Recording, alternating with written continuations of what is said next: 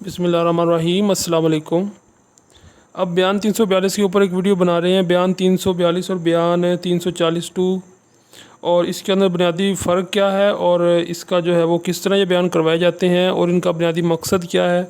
तो इसके ऊपर ये मुख्तसर सी मेरी वीडियो है। तो वीडियो की तरफ जाने से पहले रिक्वेस्ट, हमारा चैनल ज़रूर सब्सक्राइब कर लें, बेल के बटन पर क्लिक कर लें, लेटेस्ट वीडियो तक पहुँच रहेंगी। तो इसको अगर हम उर्दू में बयान करें तो इसका सिंपल इसका मतलब जो है, ताकि समझने के लिए आपको, तो बयान 342 का पहले हम डिस्कशन कर लेते हैं। बयान 340(2) का हम बाद में डिस्कस करते हैं।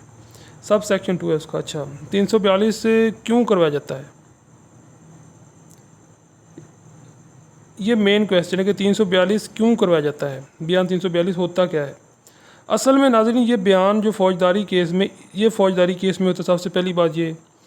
दूसरा, ये फ़ौजदारी केस में इसलिए करवाया जाता है कि जो मुलज़म है, यानी कि जिसके ख़िलाफ़ जो मुकदमा दायर हो चुका है या जिसको जो डिफेंडेंट है, उसको ये बताया जा सके कि आपके ख़िलाफ़ ये शहादत आई है। यानी कि कोई भी आदमी जो है मुद्दईयान में से उठ के शहादत देता है कि हाँ, मैंने इसको जुर्म का मुर्तकिब करते पाया, तो वो शहादत उसकी जो होगी, तो उसे डिस्कशन किया जाता है कि आपका इस पर क्या मौक़िफ़ है।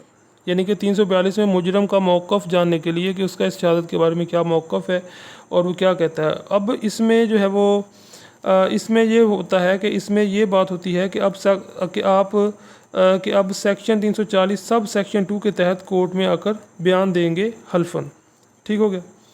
तो इसमें यानी कि सब सेक्शन 2 जो 340 का, उसके तहत वो हल्फन बयान भी दे सकता है कोर्ट में आकर। अच्छा जी, अब 340 के बारे में हम जान लेते हैं, जिसका 342 में तज़किरा। 340(2) का बयान क्या होता है। इसमें 342 की ही यानी कि मुलज़म से जो सवाल किए जाते हैं, मुलज़म इस पर कोई भी रद्दअमल दे सकता है, कोई भी बात कर सकता है। मुलज़म 342 के जो होते हैं ना, उससे पूछा जाता है तो वो अपना मौक़िफ़ वो कुछ भी दे सकता है 342 के अंदर।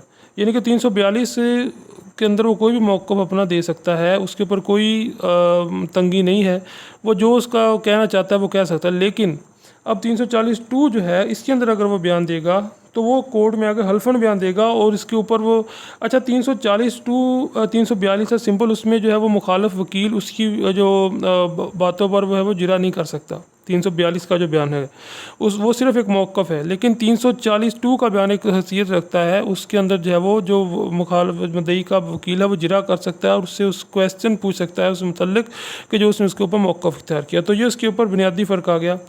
तो अगर वीडियो में से कोई बात समझ नहीं लगी तो कमेंट में मुझसे पूछ सकते हैं और लेटेस्ट वीडियो के लिए हमारा चैनल ज़रूर सब्सक्राइब कर लें। Thanks for watching.